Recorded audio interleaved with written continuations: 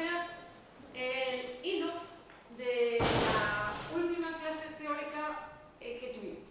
Para que lo recordéis un poco, aunque está grabada en acceso para los alumnos del máster, porque los de la semipresencial están siguiendo las clases a través de ahí, estábamos hablando de las identidades y prácticas culturales rurales. Hay muchas cosas que son bien sabidas, en las que no voy a incidir, pero sí quería abordar una cuestión que normalmente no se aborda en las clases convencionales y que afecta al mundo rural.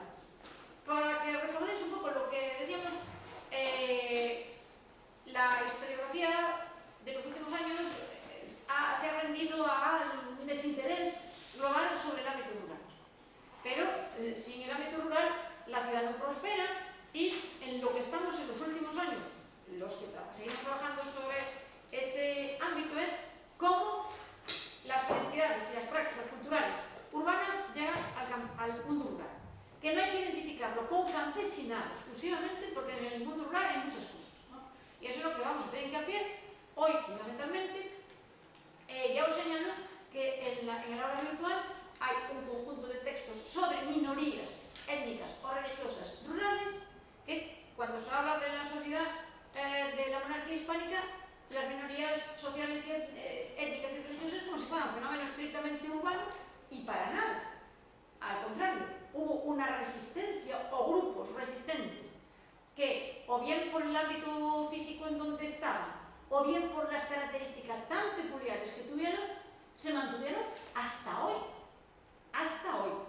Hoy en día convertidos, naturalmente, en un fenómeno más folclórico que otra cosa, pero que hay que tenerlo en cuenta porque se han convertido en parte de los fenómenos identitarios actuales, muy distorsionados, porque cuando estamos hablando de minorías es que eran minorías aisladas, marginadas y castigadas por ser. Pero hoy en día se convierte en una especie de paradigma de la identidad de determinadas.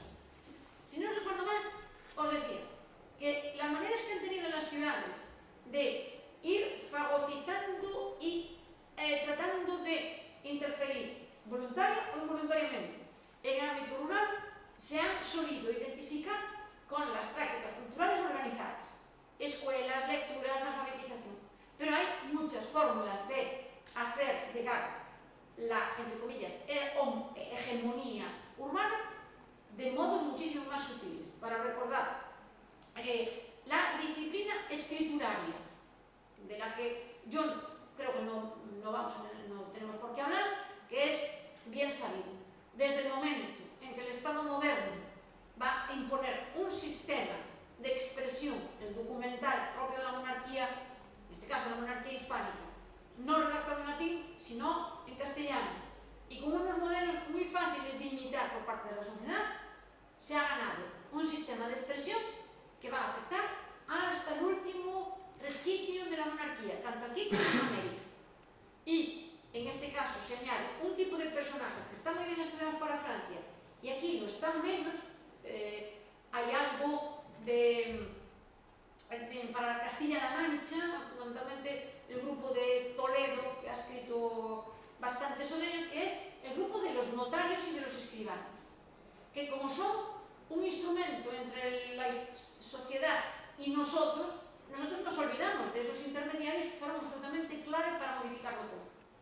O sea, son los intermediarios básicos entre el mundo de la oralidad y el mundo de la cultura escrita, y transformaron, quizás sin darse cuenta, las prácticas sociales del campesinado y del ámbito rural, porque son sus intermediarios naturales, a través de un sistema de expresión escrita totalmente codificado, cuyo origen está en la monarquía y cuyo origen está en los sistemas de formación derivados de la monarquía, fundamentalmente la Iglesia y las universidades, ¿no? La disciplina escrituraria lo va a codificar todo. Hasta el siglo XIX la importancia del notario y del escribano será enorme, porque el escribano no es un señor que se está quieto en una ciudad y en un despacho, sino que la figura del notario, del escribano itinerante, es muy importante para tener en cuenta su enorme impacto. Iban a las ferias, se ponían en tenderetes y allí atendían a la gente que necesitaba hacer un testamento, un compraventa o lo que fuera. O iban a las casas si era necesario, a inventariar lo que había en un domicilio o a atender a un moribundo que quería dejar organizado el más allá, ¿no? En segundo lugar, la otra disciplina, la disciplina monetaria. En los últimos años hemos llegado a caer en la cuenta, no solamente aquí, un poco en todas partes, de que a través de la moneda y de las formas de cambio que van detrás de la moneda especialmente porque es un elemento iconográfico de un altísimo valor simbólico, es lo único que lleva la figura del rey a todas partes, al último confín de América, por ejemplo, o de Filipinas, o que los doblones españoles acababan dando la vuelta al mundo entero y volvían a México a través del galeón de Manila, después de haberse paseado por África, Asia, etcétera, etcétera, pero también las otras formas de intercambio monetario, que son las letras de cambio, los pagarés, etcétera, etcétera, porque ahí no te quedaba más remedio que homogeneizarte, sí o sí, y ahí es la ciudad quien impone su mandato a los demás. Es decir, a medida que la economía se mercantiliza, la moneda va a ir eliminando antiguas formas de intercambio, como el trueque, que conllevaban una forma de sociabilidad distinta. En el trueque es absolutamente necesario contacto persona a persona. Yo te doy una cosa que yo la valoro porque la tengo delante y a cambio te doy esta otra, ¿no? La disciplina metrológica, que creo que ya lo mencioné aquí, Rubén Castro hizo una preciosísima tesis muy recientemente leída sobre el disciplinamiento metrológico. Es decir, cómo desde finales del siglo XV la monarquía rompe las reglas del juego tradicionales y todos tenemos que medir de la misma manera, ¿no? Y eso acabará llegando al campo con las resistencias evidentes que en el campo hubo, si no, no hubiéramos heredado todas las medidas que hemos heredado y que para nosotros son incomprensibles, ¿no? Eso refleja muy bien la tensión entre un mundo rural en el que eso se acepta muy mal y las ciudades que imponen un sistema que se hace a través, por supuesto, del mercado y del comerciante, pero también de las autoridades metrológicas que están ubicadas en las ciudades y que son las que tienen los patrones tipo con los que hay que medir todo, ¿no? Y el disciplinamiento judicial. El aparato judicial nunca se ha observado como una manera de imposición de un modo de vida y de un sistema cultural. Nosotros vemos a los jueces impartiendo justicia, bueno, escuchan a las partes y escriben un texto que si sintetizan una sentencia. No, es muchísimo más que eso. O sea, es la adaptación del derecho escrito a la realidad cotidiana que abarca todo, toda la vida, ¿no? Entonces, hasta que llegue la Revolución Francesa y separe la justicia del poder legislativo, del judicial y del ejecutivo, y eso habrá que llegar al siglo XIX para que suceda, la capacidad de disciplinamiento que tiene la justicia civil, por ahora, está sin estudiar. O sea que está estudiada la parte ejecutiva, es decir, bueno, aquí se sentencia y aquí se pone una norma entre dos que están en desacuerdo, ¿no? Y se aplica la ley o la lógica, ¿no? Pero la justicia tenía un montón de vericuetos, sobre todo las justicias especiales, las jurisdicciones especiales que están en este país a medio estudiar. Se va a defender ahora una en Salamanca sobre la jurisdicción universitaria. Hemos visto ya, parece bastante flojita, porque la jurisdicción universitaria afectaba a un individuo que era estudiante en la Universidad de Salamanca o en la Universidad de Santiago, pero cuando estaba de vacaciones en su aldea, la jurisdicción iba con él. Y se convierte en un individuo prácticamente impune, que puede hacer lo que le dé la gana, porque lo ampara, esté donde esté, un fuero exclusivo y privilegiado. De tal modo que las jurisdicciones especiales hay que necesariamente estudiarlas para ver cómo se constituyeron en el ámbito rural, también en el urbano, porque nos interesa en el rural, en verdaderos islotes o bien de impunidad judicial o al contrario, de protección de un sector frente a otro. Algunos de los grupos étnicos que vamos a ver aquí luego van a recurrir a la justicia como amparo, lo cual parece muy contradictorio con su condición minoritaria. Pero ¿cómo han logrado captar que la justicia puede servirles como arma para defenderse de los demás, ¿no? Algunos grupos étnicos, pero no aquí en la península, sino en América, tuvieron justicias especiales. o por si esta figura no la habéis estudiado nunca, o no se os ha mencionado, los indios tienen los llamados jueces protectores de indios. Funcionaran o no, se establecieron muy pronto, por presión fundamentalmente del clero regular, para defenderlos de los abusos de los conquistadores. Entonces, el juez protector de indios no es una novela jurídica, eso ya lo había aquí. Por ejemplo, a finales de la Reconquista se fue estableciendo en el antiguo Reino de Granada el llamado juzgado de población, que es un juzgado especial creado por los reyes católicos y que va a sostenerse prácticamente hasta el siglo XIX, que es una defensa del campesino, se supone que del campesino cristiano, frente a los islámicos con los que tiene que convivir, quiera o no, por mucho que hayan intentado convertirlo, y por tanto digamos que los va a defender de muchas cosas, por ejemplo, de los abusos de los señores, de los abusos de los eclesiásticos que querían cobrarles el diezmo, ese fuero de población, que no lo hay fuera de Andalucía, aunque yo vi casos de campesinos de otros territorios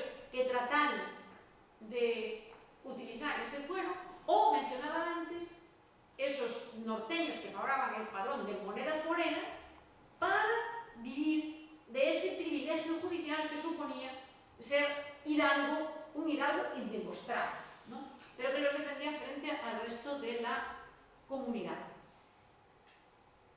Otro fuero específico que se estudia siempre para las ciudades, pero que en el campo es fundamental, aunque es verdad que no en todo el campo, sino en determinadas zonas. Me refiero a la Inquisición. En las áreas fronterizas, los familiares de la Inquisición disfrutan de una situación privilegiada que los convierte en individuos también impunes, más que nada por el miedo que los demás les tienen, ¿no? Ya no digamos en áreas de hábitat concentrado de Castilla, en donde la presencia de un familiar de Santo Oficio, que era un vecino común y corriente, pero que se convertía en exento de obligaciones concejiles y al mismo tiempo disfruta de una situación que provoca terror en los demás, los convierte a ellos y a sus familias en islotes dentro de grupos de sus comunidades, ¿no?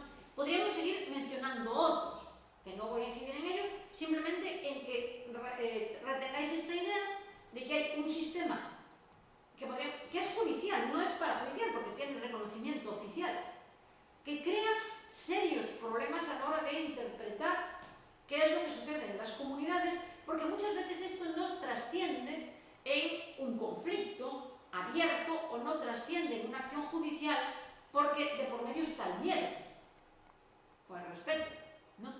Y la prevención. Naturalmente, el disciplinamiento religioso, porque no voy a incidir en él porque es el más conocido, es decir, aquel disciplinamiento que se sustancia en la práctica religiosa cotidiana, en la predicación, en el sermón, en la fiesta, en la funeración, aunque no volveré sobre esta cuestión, porque cuando hablemos de estas minorías que aguantaron y aguantaron durante siglos, algo fallaba para que se mantuviera, ¿no? O bien no fallaron, pero reinterpretaron esas normas a su gusto y conveniencia y crearon una especie de heterodoxia que la propia Iglesia, por poder civil, no se atrevía o no podía hacer nada, porque en el fondo eran reinterpretaciones de lo que ellos mismos les decían. Y eso crea un problema muy serio. Es decir, básicamente estoy diciendo lo que estoy diciendo yo, pero lo estoy diciendo mal. Entonces tengo que convencerlo de que lo están diciendo mal. Es lo que sintetizamos todos en una palabra, superstición. No me han entendido. Y el disciplinamiento moral y social, del que podríamos sintetizarlo fundamentalmente en una práctica muy sutil de disciplinamiento, que es el sistema de apadrinamiento y de padrinazgo, ¿no? O lo podemos vincular con las prácticas de endogamia por la vía del matrimonio, que es una forma de cierre o de autocierre de las sociedades sobre sí mismas, ¿no? Naturalmente, contra estos principios de disciplinamiento hay que acordarse siempre de la movilidad. O sea que en los estudios de demografía, a los que sois todos tan refractarios, siempre os recuerdo que la movilidad forma parte de los estudios de demografía y están muy mal estudiados en todas partes los movimientos de ciclo corto, ciclo medio, que son los que distorsionan en gran medida estos esquemas de disciplinamiento. Es decir, muy bien, tú quieres encuadrar a la gente en unos determinados cánones, pero la gente joven es muy móvil, las mujeres son muy móviles, ya los ancianos no tanto, pero son muy móviles algunas profesiones. Entonces, tú cuando los quieres encuadrar, necesitas que se estén quietos. Que es un principio que ahora vamos a ver con respecto a una de las minorías, que son los moriscos, pero en un caso concreto y más interesante de todos ellos, que es los moriscos de Ritor, de ese valle de Murcia que generó tantísima literatura y que todavía, bueno, estos años que se celebraba la expulsión de los moriscos, han vuelto a ser objeto de tantísimos estudios, ¿no? Bien, una gran parte de la resistencia de esos grupos, que voy a ejemplificar unos cuantos porque serían muchísimos, y no hay nadie todavía que para la Edad Moderna haya hecho una cartografía de las minorías resistentes, en gran parte porque algunas de ellas no han dejado prácticamente rastro escrito. Y ahora diré cómo se resuelve ese estudio, que se ha resuelto bastante mal, porque al ser del mundo de la oralidad, para captarlos se captan siempre a través de las fuentes más inadecuadas, es decir, las de la represión o las de la crítica, y ellos por sí mismos nunca han hablado, ¿no? De modo que habría que hacer esa cartografía, que yo digo, no va a ser fácil. Los grupos más significados sí, vamos a mencionar algunos, pero hay otros que no. Bien, esa resistencia se explica en gran medida por algo que los que tuvisteis clases conmigo, yo soy muy insistente en eso. La monarquía hispánica tuvo o no tuvo nunca una política educativa. Los otros países absolutistas tampoco. Pero lo cierto es que en donde la monarquía no actuó la Iglesia, y aquí actuó la Iglesia, pero peor, o de manera más deficiente que en otros años. De modo que a finales del siglo XVIII, en la península se llega con una bajísima tasa de alfabetización. Y la bajísima tasa de alfabetización afecta fundamentalmente al mundo rural. Y en el mundo rural afecta sobre todo al 52% de la población, que son las mujeres. De tal manera que con esos mimbres difícilmente se podía hacer otra cosa que haber alcanzado un mínimo de disciplina. Yo ahora vengo de visitar Andalucía. De cada vez que voy a Andalucía, vengo con todos los cables cortocircuitados, ¿no? Porque la capacidad que tuvo la religión de encuadrar a la gente en un organigrama que está tan bien pensado, que funciona en todas partes, que lo asombroso es que se haya conseguido con a tasas de alfabetización deficientes. Pero ahí funciona lo que luego mencionaré muy brevemente, y ya lo he dicho en muchas ocasiones, el hábitat organizado que ellos tienen. O sea, no es la ciudad, no estoy refiriendo a la ciudad, sino que todo el hábitat rural está concentrado en grandes pueblos. Y entonces, cuando se les quiere disciplinar, los tenemos todos juntos y quietos. Y Andalucía no es emigrante. O sea, emigra en el siglo XVI a América y luego se estabiliza. Entonces, ahí la Iglesia o cualquier poder lo tiene mucho más fácil que arriba. Muchísimo más fácil. También es verdad que es el territorio más alfabetizado. ¿Por qué? Precisamente porque hay pueblos grandes, los concejos y muchas fundaciones procedentes de la Iglesia y de la nobleza se consolidaron. Y el tipo de trabajo que hay en Andalucía, que es entre los jornaleros, evitaba que los niños tuvieran que ir a trabajar al campo. Entonces,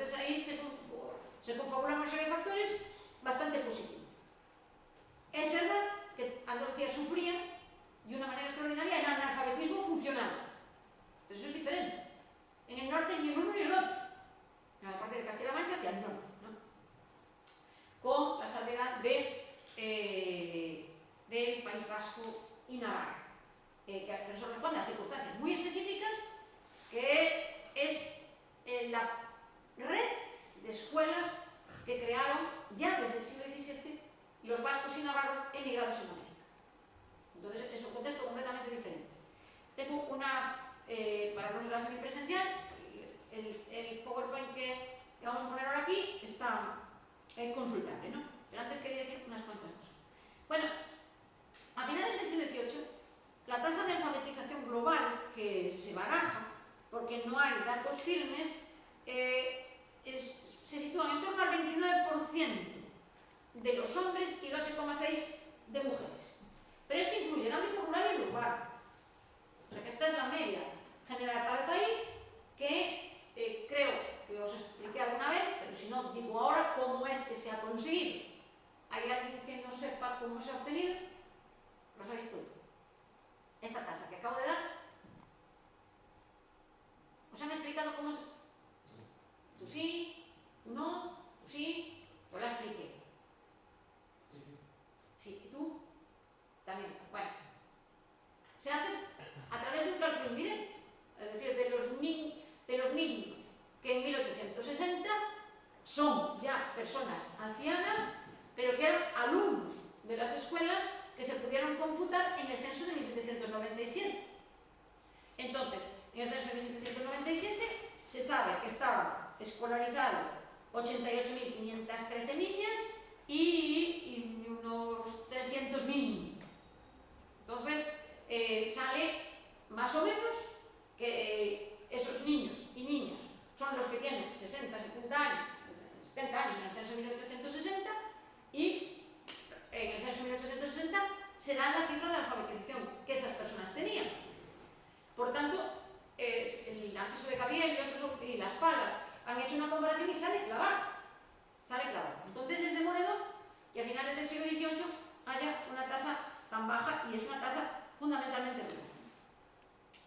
Para ver prácticas de lectura en el rural, gente que nos haya dicho qué es lo que leía y cómo leía, estamos casi en mantillas, ¿no? Se han utilizado las autobiografías de frailes y de monjas, porque de procedencia rural, que explican cómo llegaron a la lectura. Entonces hay los estudios que ha hecho Isabel Coutrain, yo misma y algunos otros sobre esta cuestión, son todos muy monocolores, ¿no? Proceden de familias rurales normalmente no pobres, salvo algunas excepciones. Los que proceden los frailes franciscanos sí que es verdad que muchas veces son familias humildes, pero en los órdenes, cuando dicen que son pobres, hay que cogerlo con pinzas, porque no es verdad, que son normalmente campesinos acomodados. Se ve una cosa muy clara: a las niñas no las mandan a las escuelas, a los niños sí. En igualdad de condiciones sociales se hace una segregación. Y luego se observa claramente que el contacto que tienen son con las pocas lecturas que hay en sus casas, que son normalmente libros devocionales. Y algún libro devocional que les presta el cura párroco o el maestro. Y fuera de ahí, la nada prácticamente más absoluta. De modo que el lugar común que aparece muchísimas veces en la literatura del barroco, de que se hacían lecturas en lugares de sociabilidad, como las tabernas o las ventas, hay que cogerlas con muchísimo cuidado, porque son frases que aparecen en la literatura y que son eso, pueden ser parte de la ficción o de la autopropaganda. En las crónicas que todos vosotros estáis leyendo, varios de los autores dejan caer que se les leía en ese tipo de espacio. Bueno, no es verosímil que en las tabernas rurales se leyese para nada una crónica, que no estaba de ningún modo redactada en un lenguaje accesible, ¿no? Bien, la suma de analfabetismo junto con la capacidad limitada de los agentes culturales para imponer un disciplinamiento es lo que explica que cuando llegamos al siglo XVIII hay ámbitos territoriales bastante amplios en donde ha habido sociedad de resistencia.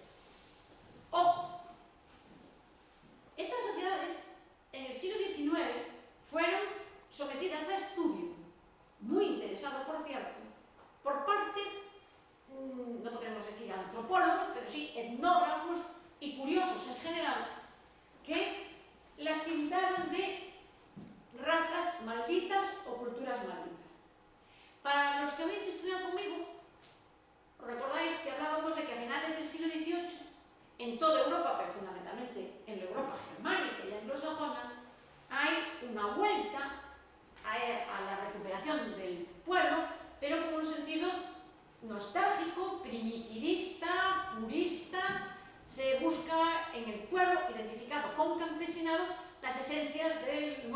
nacionalismo.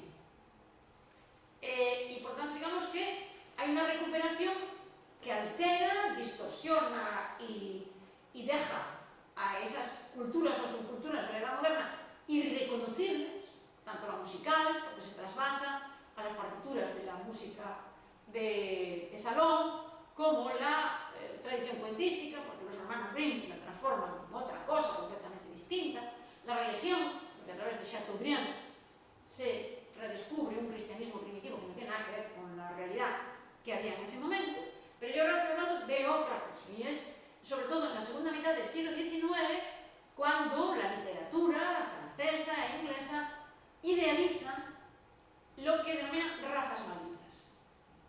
De repente se convierte en objeto de estudio más que nada de curiosidad, y que lo que sucede es que Europa reconoce que hay islotes culturales que se han quedado ahí enganchados a no sé si se sabe qué niebla de la historia y que persisten. Naturalmente, los gitanos se convirtieron en el paradigma de este malditismo que si sois aficionados a leer literatura del siglo XIX es casi imposible no encontrar una novela en donde en un determinado momento no aparezca el carromato con los gitanos que o se convierten en sospechosos de raptar a una niña o de colaborar en el rapto moroso de una joven de la hidalguía inglesa, o que la hidalga inglesa se deja llevar por el colorido del carromato, la música, las canciones y el saltimbanqui que hace números circenses a los que asiste tanto el noble tal como el tabernero cual o el campesino X, ¿no? Es decir, son lugares de sociabilidad eventual. Esto lo ha estudiado Eric Hobsbawm, lo ha estudiado también Peter Burke, la figura del saltimbanqui, que es que junto con el vagabundo y el actor itinerante son momentos en los que la sociedad rural se reúne, o bien en una feria, o bien en una fiesta, o en un día de día, en el atrio de la iglesia, en el plaza de un pueblo, etcétera, etcétera. Entonces, los gitanos se convirtieron en una figura clave. Hay otra figura que se convierte también esencial en el malditismo y a la que se le idealiza, que es... ¿cuál? A ver, tenemos a los compañeros de la semipresencial pendientes de nuestras palabras. El bandolero. El bandolero y el bandido, las dos cosas. Bueno, la literatura del siglo XIX, ya no vamos a hablar aquí de todos ellos, pero sobre todo de Robin Hood y todas estas figuras que se idealizan y que forman parte precisamente de lo que la sociedad rural más teme,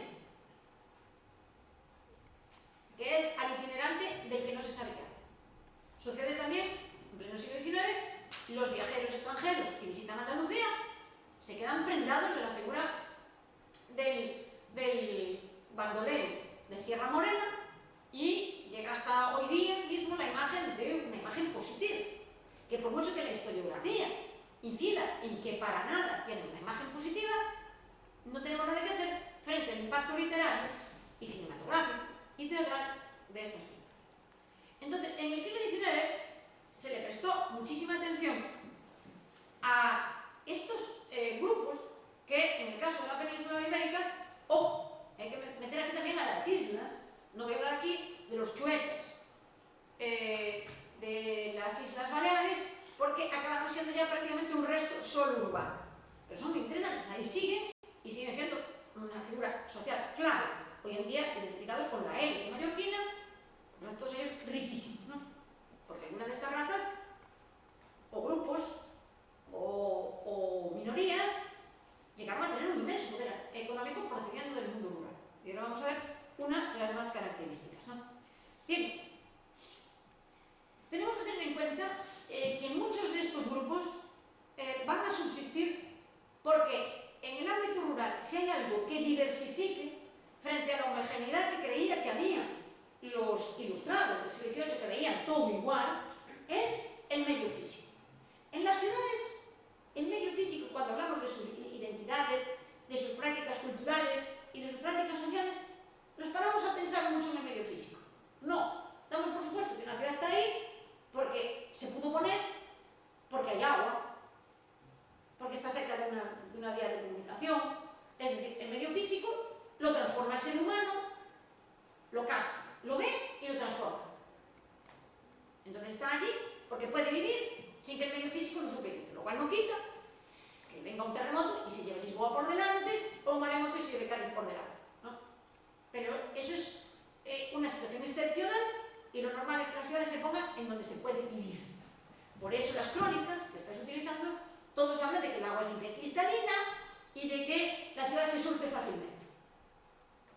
Es importantísimo, capital. Y en el mundo rural. En el mundo rural, la variedad que implica o que impone el medio físico es extraordinaria. Por eso llama tanto la atención que cuando los ilustrados de la etapa más tardía, sobre todo estas generaciones del último tramo del siglo XVIII, lo veían todo igual. O sea, que para ellos, cuando nosotros vemos, nos parece que un determinado grupo étnico son todos iguales y ellos, los de nuestro grupo, a ellos nos ven todos iguales, ¿no? Porque tendemos a homogeneizar lo que para nada es homogéneo. Lo primero es que en el campo no todos son campesinos. Y por tanto, hay subgrupos que tienen características propias. Y esas características propias las manejan o se las imponen y casi siempre inciden en lo mismo. Son grupos endogámicos, es decir, la consanguinidad, el matrimonio endogámico tiene mucho que ver en su definición, por tanto pueden ser iguales étnicamente, religiosamente y socialmente a los demás, pero adquieren una característica común. Y aquí podemos mencionar probablemente a los más característicos, que es el mundo del textil, el mundo de los tejedores. En el caso de la monarquía hispánica, no hay el enorme diferencial religioso que existe en el ámbito del tejido y del hilado que hay, por ejemplo, en Holanda o en Inglaterra. No hay ninguna secta, porque no hay sectas vinculadas con el ámbito de los tejedores. Pero sí que es cierto que incluso en el mundo rural se establecieron cofradías de tejedores. Eso quiere decir que ellos a sí mismos se veían como diferentes. Cuando los vamos a analizar, descubrimos en toda la monarquía hispánica que siempre tienen prácticas matrimoniales diferenciadas, se casan más jóvenes que los demás, tienen más hijos que los demás, son altamente endogámicos, es decir, que se casan entre ellos, y que tienen prácticas muy características. Por ejemplo, la lectura en voz alta, que es muy común en las mujeres cuando hilaban, porque son horas y horas y horas y horas, cuando estaban encerradas, sobre todo por ejemplo en Castilla, o cuando trabajaban en las plazas. Imaginémonos la villa de la Gartera, en donde en el siglo XVIII eran cientos de mujeres trabajando en el tejido, y cuando estaba buen tiempo trabajaban fuera de casa. Entonces eso produce un determinado tipo de prácticas. Las canciones, la conversación, la murmuración, la maledicencia, elementos que hay que tener en cuenta, ¿no? Y también, por ejemplo, no aquí, por ejemplo, no es el caso de Galicia, pero en otros ámbitos donde el tejido o el hilado eran muy importantes, prácticas festivas muy diferenciadas. No voy a decir eso. Otro grupo muy característico, pero en este se añade un elemento que atraía muchísimo a los ilustrados y luego a los etnógrafos del siglo XIX, que es el grupo de los albañiles, canteros y pedreros, que a diferencia de los tejedores son muy móviles, pero son muy móviles en grupo.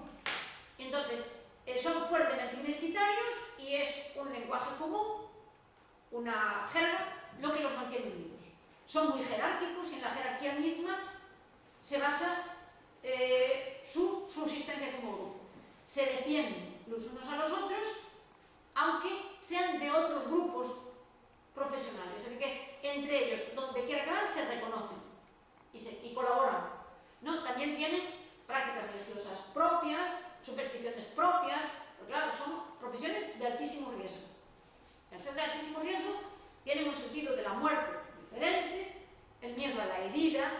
O sea, te caes bromeando en una catedral y puedes morirte con un poco de suerte, pero sería horrible que te quedaras tetrapléjico. Entonces, hay componentes que los diferencian. Una profesión muy masculina, a diferencia de la otra. Es un mundo de hombres, en donde el niño va acompañando a los hombres en los trasiegos que hace, porque tiene que aprender con sus mayores, no vale aprender en casa, ¿no? No se puede. Habría muchos otros grupos, no voy a incidir en ellos, ya los mineros, por ejemplo,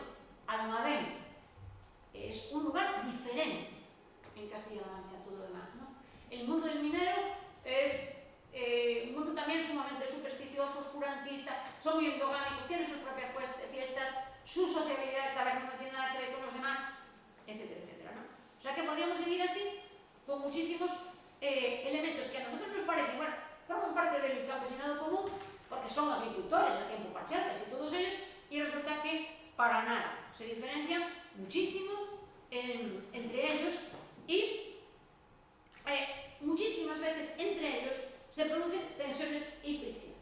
Y voy a mencionar una que nos abre la puerta ya a hablar de esos grupos en los que vamos a hacer un pequeño hincapié. La oposición, que es histórica y que se ha traducido a la literatura, al cine y a todo entre ganaderos y agricultores.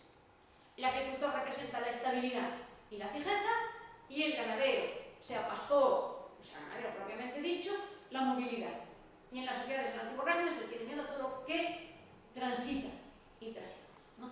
Entonces, el caso paradigmático, que ha sido objeto de muchísimo interés por parte de los etnógrafos del siglo XIX, y luego ya en el siglo XX se le añadió el componente económico, a través fundamentalmente de Klein en 1929, me refiero a la Mestra.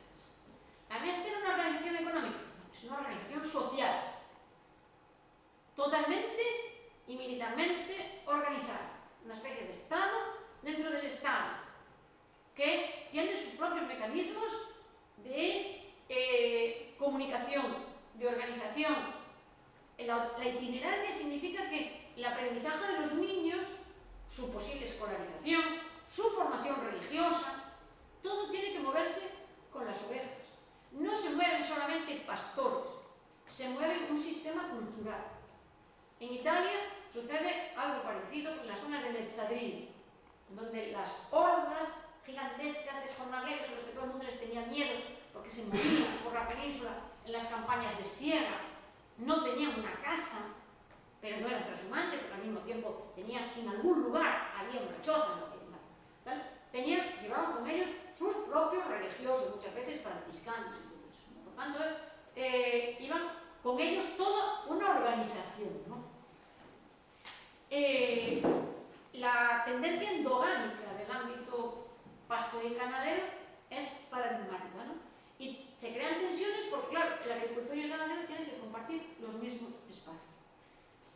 Mencionaba antes, lo venía considerando cuando venía hacia aquí preparando esta clase, no me ha parado nunca a pensar, y lo haré, que en estos territorios del norte peninsular, los que tenían un componente hidalgo, y los observamos siempre desde el ámbito social y desde el ámbito económico, vamos a tener que observarlos también desde el punto de vista cultural.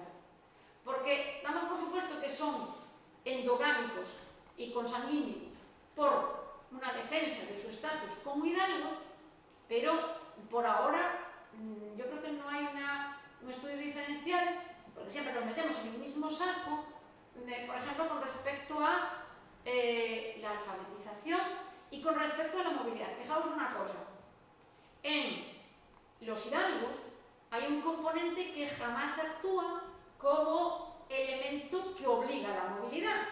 A ver si alguien de vosotros se da cuenta de cuál es ese elemento.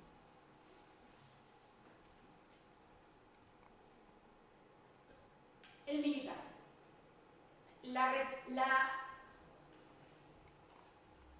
El rechazo y la resistencia al reclutamiento que obliga a muchísimos jóvenes a partir fundamentalmente de los 14 años, desde el momento en que te tallaron, a huir si no querías hacer ningún servicio militar a favor de la corona, o querías huir de una leva, tanto sea de tierra como de mar, a los hidalgos no les afectaba.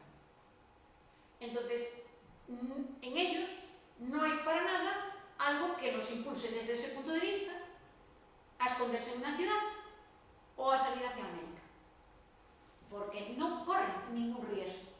Y esto yo lo tendré en cuenta a partir de ahora, porque una cosa en la que caí en la cuenta ayer, precisamente en la Universidad de Granada, en donde se presentaba un proyecto de investigación que daba unas cifras estratosféricas de deserción militar en el siglo XVII. Así que no sabemos muy bien para el siglo XVIII, pero de las cifras que yo había visto algo para el último tramo del siglo XVII, pero aquí estamos hablando de la primera mitad del siglo XVII. Entonces allí es que al que lo pillen es porque no ha sabido correr a tiempo. Así de sencillo, ¿no? Entonces, no solamente eso cuestiona todo lo que del poder del Estado para hacerse fuerte entre la gente, sino que en el mundo rural las posibilidades de salir corriendo y cambiar de identidad y borrar todo el rastro de uno eran enormes, ¿no? Bien, por tanto, digamos que hay una serie de elementos que explican por qué hay sectores que durante la Edad Moderna, voy a abrir el PowerPoint, durante la Edad Moderna se mantuvieron contra viento y marea. Bien, el primero de los grupos del que vamos a hablar es el que tiene los mejores estudios hasta ahora. Me refiero a los maragatos. El caso de la maragatería es realmente el compendio de todo lo que acabamos de decir y de muchísimo más. La maragatería es una zona que está situada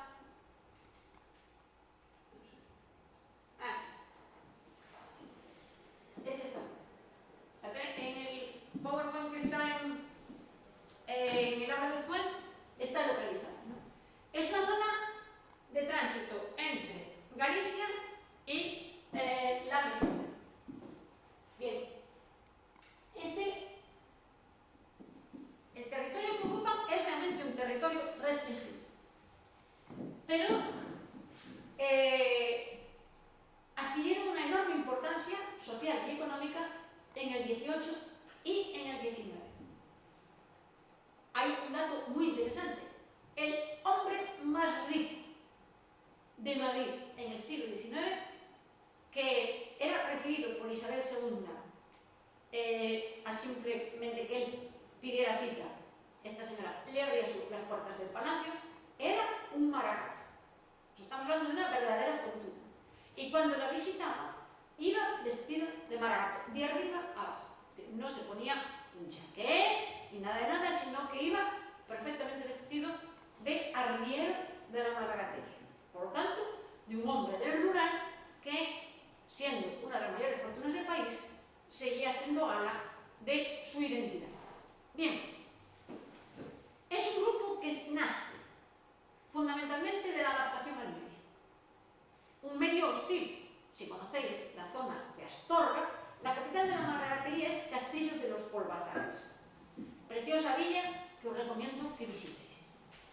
Hoy conocida por los cocidos maragatos, pero que es una villa que se conserva tal cual.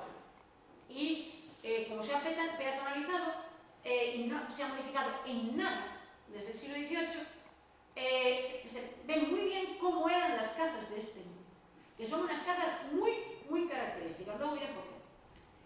Es un medio geográficamente muy hostil, una tierra muy pobre, que da solamente centeno y para eso malo, en donde la gente para subsistir tiene que hacer algo más que dedicarse a la agricultura. Y por tanto, desde la Edad Media tienen actividades complementarias, que son fundamentalmente las relacionadas con el tejido de la lana. Varios de los pueblos de los maragatos vive gente en ellos que no son maragatos, porque el maragato es el grupo que surge de ahí, que son los tejedores. Los tejedores no se denominan a sí mismos maragatos. Hay una cierta confusión porque en los pueblos de la maragatería hoy venden al turista, le venden la producción textil como si fuese de los maragatos. No, precisamente los maragatos no se dedicaban al textil, lo comercializaban, que es diferente. Por tanto, el hacer tejido era una salida laboral, la otra era el transporte. Para eso no necesitas más que tener mulas, récords de mulas. La mula es resistente y en ese espacio físico se podía criar bien. ¿Cuándo empieza a saberse de ellos? A finales de la Edad Media. ¿Y qué es lo que hacen? Pues se ponen en los caminos para conectar el mar con Castilla. Y fundamentalmente trabajan para los grandes monasterios. Y lo que les llevan es pescado. El pescado que los monasterios necesitan para la vigilia. Entonces, cuando aparecen en la documentación, que aparecen a finales del siglo XV, son anteriores, pero a finales del siglo XV aparecen como tales, se les llama de otra manera, que tengo por aquí son los arrieros de la Somoza. Porque realmente hoy en día se llama maragatería, pero ese no es el nombre, no es el topónimo, es la Somoza. Estos arrieros Son, por lo tanto, agricultores temporeros que dejan la explotación agraria en manos de sus mujeres y ellos se dedican prácticamente todo el año a hacer un tránsito bastante largo, muy arriesgado, muy difícil entre Galicia, Asturias y el centro peninsular, ¿no? ¿Y cuándo se le van a hacer fuertes? Pues a finales del siglo XV, porque, bueno, la pacificación general del reino, la mejora de los intercambios, la consolidación de la monarquía cada vez más en torno a Valladolid y Madrid, y por lo tanto, digamos que a medida que las ciudades, determinadas ciudades del centro, se van a hacer más fuertes y necesitan cada vez más esos productos que proceden del mar, pero no del ámbito colonial, sino otros tipos de productos, el pescado salado de los gallegos y otras cosas que proceden o del Cantábrico y que, por lo tanto, ellos se van a convertir en un eje vertebrador de intercambios. El nombre de Maragato no aparecerá hasta finales del siglo XVII, hasta antes del siglo XVII no aparece nunca en la documentación. Y los filólogos se han hartado de buscar el origen de esto, ¿no? Hay tonterías escritas a mares, y no voy a mencionar la última porque yo creo que están en historia como las demás, pero a lo mejor tiene razón. Entonces, no voy a hablar de ello. Pero sí es importante que se trata de un grupo que va a adquirir un nombre, que es algo tan importante como veis en las crónicas. Un nombre, algo que nos identifique frente a los demás, ¿no? Está totalmente consolidado el nombre en el siglo XVIII, de tal manera que cuando se consoliden en torno a lo que ellos van a, que es un gremio, que en realidad es una especie de sindicato, se llamarán así, Gremio de Arrieros Maragatos. Entonces parece bueno, ¿es una situación profesional? Para nada es una situación profesional. Es una verdadera minoría lo que se ha consolidado en torno a una actividad, ¿no? Y de ahí surge el mito de este grupo. Está ya estudiado en pleno siglo XVIII por el padre Sarmiento. Oye, venía por aquí. El padre Fray Martín Sarmiento escribe una obra que se publica muy después de su muerte en el semanario El Grito de Valladares, que se titula Discurso crítico sobre el origen de los maragatos. Está en internet, en Google Books, lo podéis ver, que es muy interesante porque no es tan importante lo que él dice como la metodología que propone para su estudio. Es lo más interesante de esta obra. Ahí, bueno, la bibliografía que tenéis mencionada en el aula virtual aparece también la obra de Larrizábal, Apología de los agotes de Navarra y de los chuetas, como una digresión sobre los vaqueros de la Alcazaba. En el mismo título mete a tres de las minorías más conocidas del XVIII, que son los agotes del Valle de Baztán, que están siendo estudiados de nuevo por parte de los historiadores, porque antes no eran solamente por parte de los antropólogos, los chuetas de Mallorca y los vaqueros de Alzada de Asturias. No menciona a los pasiegos, que era otra minoría que entra dentro del... es la última en entrar dentro de lo que se llamó razas malditas en el siglo XIX. Y un estudio de, nada más y nada menos, que Jovellanos, sobre el origen de los y costumbres de los vaqueros de Alzada, en donde también menciona a los maragatos. Bien, el mito de los maragatos se crea probablemente a lo largo del siglo XVII, pero se consolidan en el siglo XVIII, cuando se agremiaron. Son muy bien conocidos los viajeros extranjeros que visitan todo el norte, desde el País Vasco, se dan con ellos necesariamente y acabarán siendo sus transportistas. Y les llama profundamente la atención su manera de vestir, su silencio, no hablan apenas, sus prácticas de sociabilidad, que son totalmente diferentes, siempre comen aparte, nunca se mezclan con los demás, y la fama que tienen en todo el país, la fama de gente absolutamente honrada y fiable, de ahí que se convirtieran en los grandes transportistas del dinero y sobre todo de valores y efectos de la corona en el siglo XVIII, y que en el siglo XIX acaban partidos en banqueros. O sea, lo basaban todo en la confianza. Utilizaban, si queréis, algunas técnicas mafiosas, ¿no? Pero llevaban, por ejemplo, los cuerpos de seguridad muy potentes. La seguridad la cobran.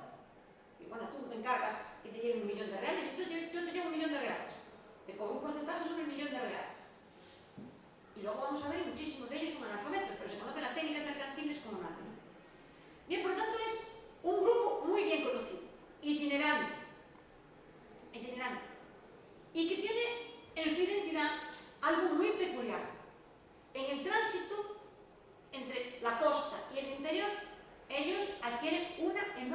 cantidad de información. Es decir, no son una minoría aislada, es una minoría itinerante que tiene una capacidad extraordinaria de captar información sin dar. Sin dar. Esto es lo extraordinario de ellos, ¿no? Naturalmente, hay una parte de ellos que la tenía que negociar, que es evidente que el que está en contacto con la burguesía, con el clero, con la propia monarquía, porque alguien tiene que negociar eso. Entonces, ¿qué es lo más? ¿Por qué se les identifica como una minoría y tan identitaria? Por lo que queda en su casa. Es decir, ellos son gente perfectamente conocedora de las ciudades, de la costa, de los caminos, de los extranjeros, tratan con ingleses, con franceses. Pero cuando vamos a sus pueblos, han solidificado una sociedad que se mantuvo así hasta el siglo XX. O si quiere, hasta las vísperas de los años 60, ¿no? ¿En qué consiste esto? En que ellos mantuvieron la identidad a toda costa, donde quiera que estaba su casa. Las casas de ellos, si vais alguna vez a Castrillo, que os lo recomiendo, no tienen ventanas hacia el exterior, ni una sola. Si queréis verlas por dentro, muy fácil, os acercáis al ojo de la cerradura. Entonces se ve una casa totalmente diferente de todas las demás. Bueno, ahora con el Google Maps se les puede ver, todas tienen un claustro alrededor. Ellos, una vez que entraban en la casa, la puerta es muy grande, entraban ellos y sus recuas de mulas.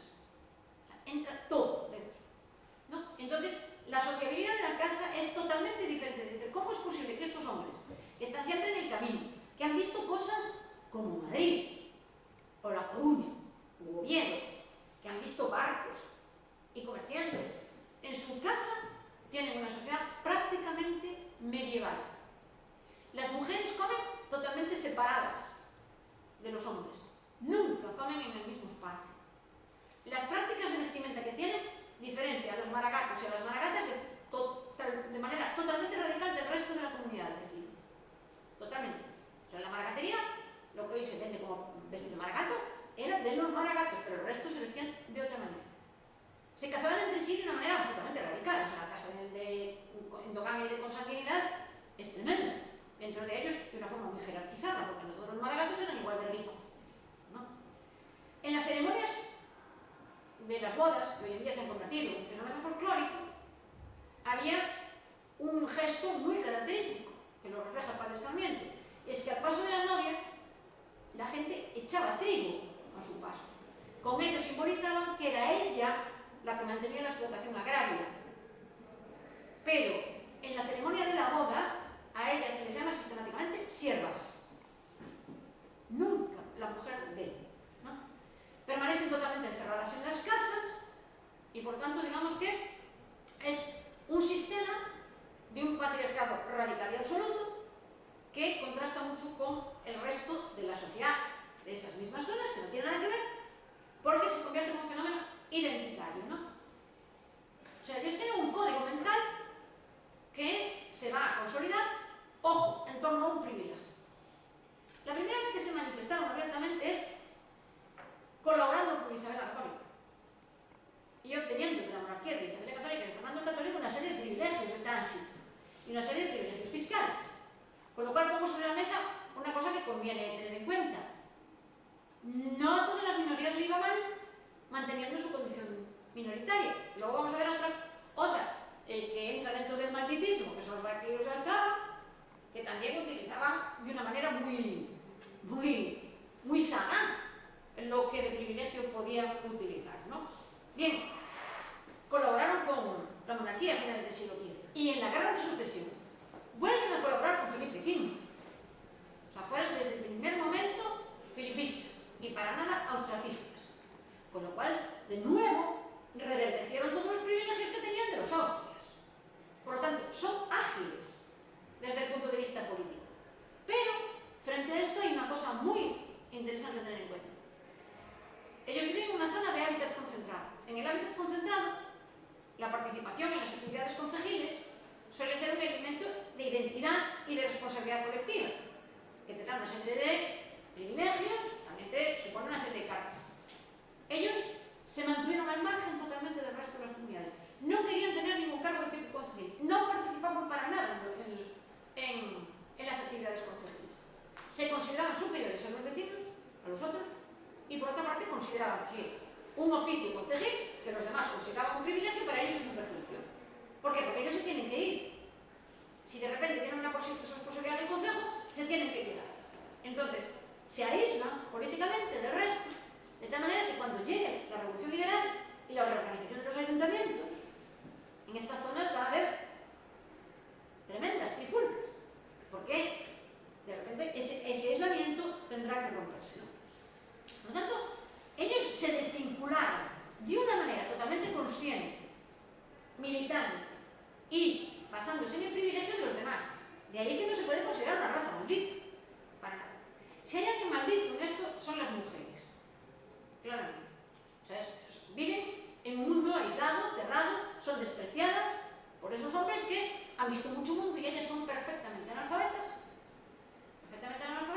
gestionan economías muy ricas, estos hombres son muy ricos, la mayor parte de ellos, y están cerradas en esas casas en donde el cierre externo es un cierre para ellas también, ¿no? De tal manera que el malditismo viene de ahí y de una obra literaria de Concha Espina, una obra de teatro que yo recuerdo haber visto cuando era pequeña y es la única cadena que existía, que era el Estudio 1, que era La Esfinge Maragall. Y recuerdo aquella obra con horror, ¿no? Que es, naturalmente, de unos de estos matrimonios amañados y una historia que acaba mal, en la que se ve perfectamente ese aislamiento terrorífico en el que vivían estas mujeres. Concha Espina, por cierto, madre de Carmen Laforet, cuando estamos hablando de dos de las mejores escritoras que ha tenido este país, era Maragall.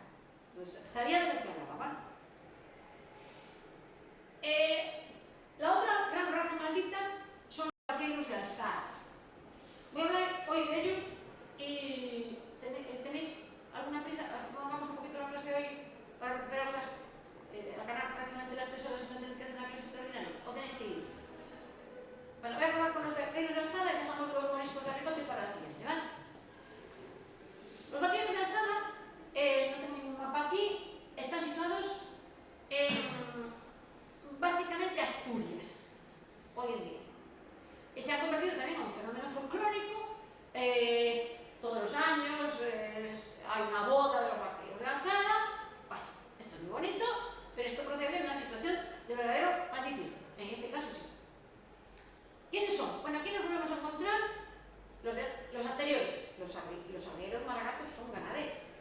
Lo que pasa es que entran en tensión con sus vecinos agricultores cuando necesitaban pasto para sus mulas. Pero como casi siempre estaban fuera, las tensiones son de otro tipo. Las concejiles, los muchísimos pleitos que tenían para liberarse de las cargas del concejo y cosas así. Pero ahí la tensión, agricultores ganaderos, es donde se ve ese estructura. Los vaqueros de Alzada, como su propio nombre indica, son trashumantes de corta distancia que llevan a las vacas a los pastos de verano en las altas montañas asturianas y cuando llega el invierno más duro, bajan hacia los valles y por lo tanto digamos que se produce siempre una fricción entre agricultores y vaqueros por el uso de los bienes, de los pastos frescos, que les interesaban a todos en el mismo momento, ¿no? Los primeros rastros que se tienen de esta minoría proceden nada más y nada menos que del siglo IX. O sea, ya una transhumancia organizada, que tiene su lógica, ¿no? Que va del valle a la montaña progresivamente. Pero de verdad, cuando aparece en la documentación es a finales del siglo XV. Por ejemplo, en la contabilidad del conde de Luna, que es un señor que tiene una gran importancia en la zona de tránsito entre Asturias y León, en las zonas donde pasaban los ganados para bajar a los valles leoneses, el señor del Valle de la Ciana, y les cobraba los derechos de paso. Y ahí aparecen reflejados los vaqueros de Alzada. Pero sobre todo aparecen en 1485. Y luego, en años posteriores, 1493, porque se dirigieron a la corona y al corregidor del Principado de Asturias para quejarse formalmente de que son postergados y marginados por los demás. Esto quiere decir que tienen una clara conciencia de sí mismos. O sea, se reconocen como grupo y por lo tanto hay un sentimiento de agravio que lo reflejan ante la corona. Y se les quejan a los reyes católicos que ordenan que no se les trate de manera desigual. Y lo mismo hace rector del Principado de Asturias, ¿no? En la queja hay un alto componente de intento de autoprotección, o sea que hay que andar con cuidado con estas fuentes, porque lo que presentan son una serie de agravios, pero en algunos agravios dice, bueno, son males que también afectan al resto de la gente, son pobres, al fin y al cabo, como vosotros, ¿no? Luego, más que en documentos de carácter orgánico dirigidos a la corona o a la autoridad, van a aparecer muchísimas veces en los pleitos. O sea, eso, la cantidad enorme de litigios que hay entre ellos y los agricultores se van a formular ante la justicia del Principado de muchísimas maneras, y los pleitos menudean a lo largo del 15, del 16, del 17, del 18, sobre todo como ocasión de las grandes sequías. En los momentos de sequía, claro, ahí los escasos bienes que tenían que compartir se convierten en un objeto de conflicto. Pero no es solamente el único problema. Los problemas son prácticamente diarios, porque es verdad que el resto de los aldeanos van a hacerles el vacío de una manera muy ostensiva. Y fueron objeto de una triple discriminación, que llegó hasta el siglo XIX. El siglo XIX si quiere, incluso se agrava, porque en la sociedad más moderna del siglo XIX parecían más antiguos todavía, si cabe, ¿no? Bien, el vacío civil. No se les consideraba vecinos, sino medios vecinos. Fiscalmente esto no dejaba de tenía sus beneficios, porque si recordáis por vuestros estudios de historia moderna, el catastro de la Ensenada, ser medio vecino significa que se computa a la mitad, pero civilmente no deja de ser, tú eres medio vecino frente al vecino al lado, que lo es completo. Entonces esto es una forma de discriminación que los dejaba fuera de la capacidad de voto. Así como los otros no querían votar ni participar, estos sí lo querían, pero no podían. Al mismo tiempo tampoco estaban muy por la labor de participar en oficios concejiles, porque también los habrían obligado a sedentarizarse, y no quieren. Pero lo cierto es que, como no les era posible, no lo sabemos, ¿no? Es decir, que están totalmente marginados de ese tipo de situaciones, lo cual los aparta claramente de los demás, ¿no? Se intentó obligarlos a estabilizarse. De tal manera que, por ejemplo, en 1536, las ordenanzas del Principado de Asturias pretendieron que no se movieran precisamente para hacer de ellos pagadores fiscales y contribuyentes en las derramas que hubiera que hacer o en los trabajos comunales que hubiera que hacer. Contra viento y marea, los intentos del 16 no funcionaron, como no van a funcionar tampoco en torno a 1752, otras acciones que hay para intentar estabilizarlos. Recordemos aquí que hacia 1752-53 también la monarquía intentó estabilizar a otro grupo muchísimo más grande, que son los gitanos. Los intentos de estabilización llevados a cabo por el marqués de la Ensenada y que no consiguieron absolutamente nada. Nada porque él comete un error garrafal, cuando todo iba muy bien y se hubieran estabilizado probablemente, las gigantescas levas de soldados, de gitanos que semi-esclavizados fueron enviados para trabajar en los arsenales de Ferrol, Cádiz y Cartagena. Entonces eso a ellos los convierte en parias, los que sobrevivieron poquísimos, y una refracción completa a la fijación. Por las mismas épocas se está intentando estabilizar a los vaqueros de alzada y no se consigue. La discriminación religiosa fue quizá la peor. No se les dejaba participar prácticamente en ninguna actividad religiosa con los demás. De tal manera que en las iglesias de la zona de vecindad con los vaqueros de alzada, en el suelo de la iglesia, lo podéis ir a ver, por ejemplo, a la iglesia de la Concha de Artedo, en donde hay una raya blanca de unos 10 centímetros de ancho, para que tuvieran claro que a partir de ahí ellos no podían pasar. Eso significaba que cuando querían comulgar, era el cura el que tenía que ir hasta la raya para poder dar la comunión. Si se casaban, los novios tenían que situarse del lado inferior de la raya. En muchas iglesias ni siquiera eso, o sea, no se les dejaba entrar. No se les dejaba entrar, de tal manera que el cura tenía que salir fuera para darles la comunión, para casarlos o para bautizarlos. O sea, la segregación era total y absoluta, ¿no? Los lugares de sepultura. No se les dejaba sepultarse con los demás.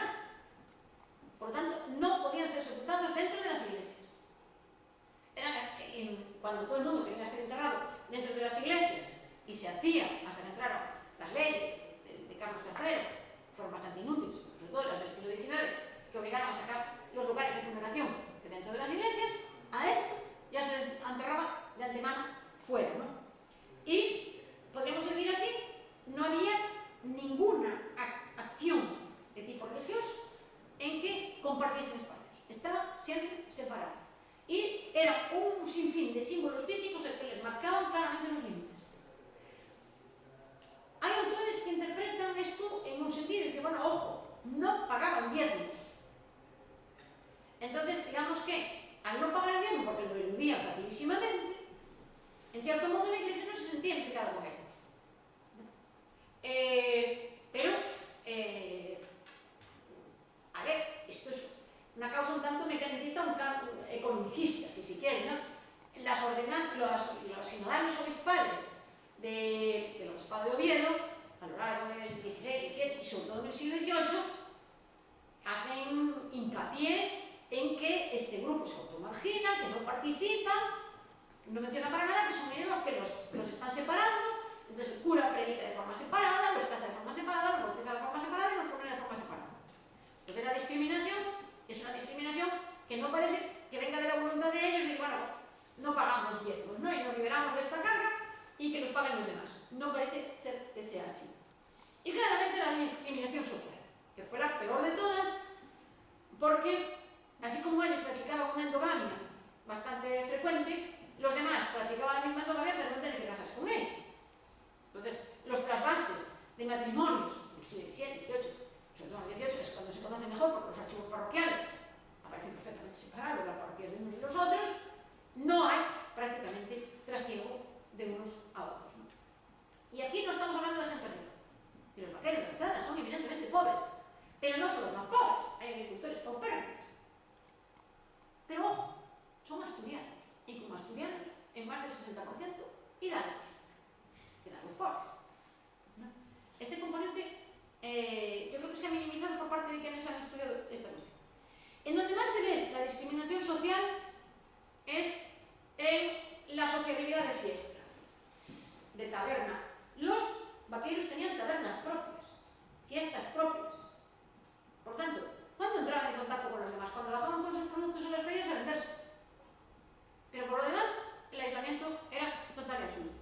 Pero sobre todo, como se ve muy bien, la discriminación social es cuando en el siglo XVIII empezó a haber estudios para identificar.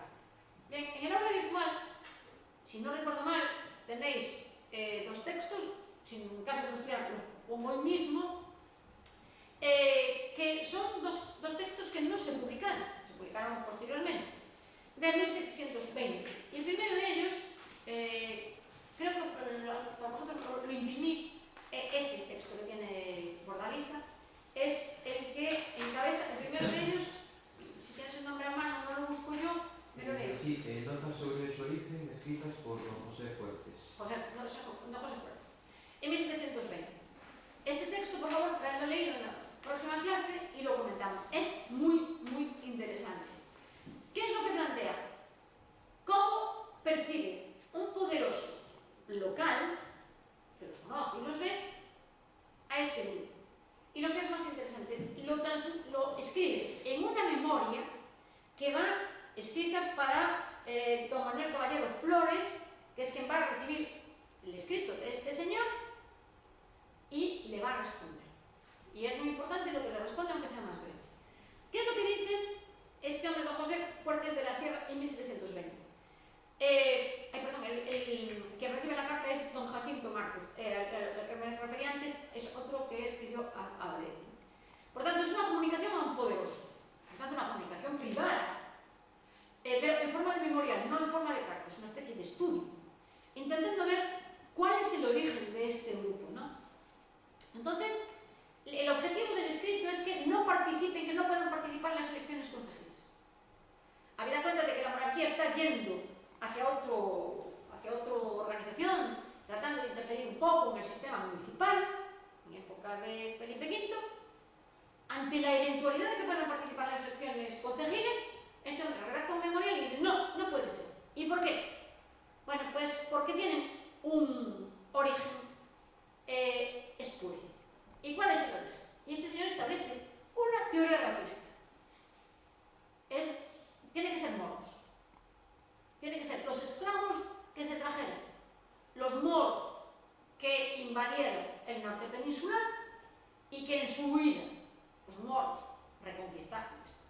huida ante don Pelayo, se dejaron a esos esclavos y esos esclavos se quedaron ahí y generaron familias. O bien, dice el propio señor, este hombre dice, o bien son los musulmanes que los reyes católicos repartieron después de la reconquista de Granada. Pero en cualquier caso, son moros. ¿Y tenían algún rasgo físico que los identificara? Nada. Nada. Probablemente la tez fuese más oscura por la cantidad de tiempo que estaban en las zonas de montaña en donde la insolación siempre es más fuerte. Probablemente. Pero que yo sepa, no hay nada. Decían que eran bajitos. Bueno, pues los estudiantes también eran bajitos y que no, como no se les talló nunca porque estaban exentos de levas militares, no vamos a saber eso. En el 18, en muchos sitios sí se puede saber lo que medía la gente a través de las levas, ¿no? Es demoledor, es mejor que no estudiéis eso porque era el más alto que encontré en la provincia de Tui, medía 1,75, no llegaba, o sea, que imaginaros, ¿no? La estatura era, yo creo que no era característica, ¿no? Pero probablemente la tez, debido a su sistema de vida, fuese más oscuro. Probablemente. Estoy diciendo por pura suposición y por pura lógica, ¿no? Que sucedía también con los pirenaicos, de tez muy morena, ¿no? Bien, entonces, este hombre nos distingue claramente de lo que él llama naturales, pero si más naturales no podían ser que los vaqueros de alzada, que estaban siempre. No hay emigración de los vaqueros fuera de Asturias. Son itinerantes, no son emigrantes, ¿no? Entonces, añade, bueno, es que además se ve muy bien por las actividades, son propias de los moriscos. El trato con el ganado, y tal, ¿no? Que también era el trato que tenían los gitanos con el ganado. Son trajineros y por tanto. Y lo que le contesta don Manuel Caballero Flores, en otro caso de 1721, es que le dice de eso nada. Esos son tradiciones vulgares que proceden de la maledicencia y no hay nada que fundamente que esto sea, ¿no? Pero sugiere, y esto lo va a coger Sarmiento después, que quizás sean los auténticos españoles. Porque esto de los auténticos españoles es algo muy, muy reiterativo. También cuando hablábamos, si recordáis, del euskera, esta es la auténtica lengua, la que está intocada de griegos, de romanos, de árabes, ¿no? Y frente a la impureza árabe, esto es lo más prístino que tenemos, ¿no? Pues entonces sugiere, quizás sean los verdaderos españoles.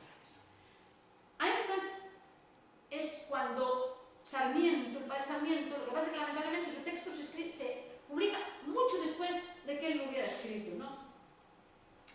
Se interesa muchísimo por ellos y lo que plantea es cómo hay que abordar la cuestión. Se interesa por los vaqueros, por los maragatos, por estas minorías. Probablemente por el mismo sentido folclorista que los ilustrados europeos del 18. Pero él yo creo que escribe un poco antes, ¿no? Entonces, lo que él dice, él también sugiere que son los españoles más antiguos, sí, ¿no? Lo que dice es, lo que hay que establecer es una metodología de estudio. Hay que ir a los archivos locales, él lo tiene muy claro, archivos locales. Hay que ir, dice, pasear y patear la tierra, o sea, verlos allí mismo, su medio físico. Ver las columnas que rodeaban los muros de sus casas, ¿no? Los postes y los signos que escribían en los postes, las lápidas que contuvieran letras o signos con las que se cubrían sus sepulturas. Tratar de traducir las palabras que utilizaban como jerga, que era bastante diferenciado del asturiano.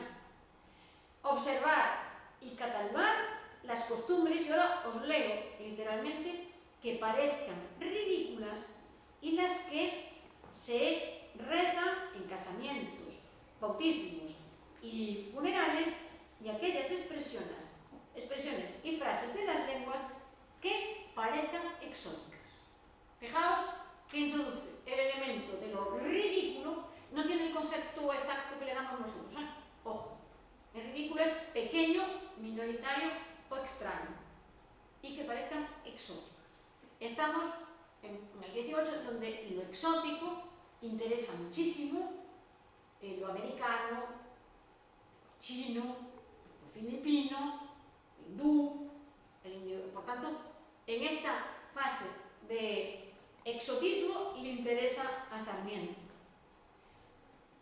No en vano, el obispo de Oviedo, que redacta las constituciones, me parece que, no sé si tengo aquí la fecha, no sé si es González Pisador, que dice de ellos, concurren en los vaqueiros las mismas circunstancias que en los indios americanos.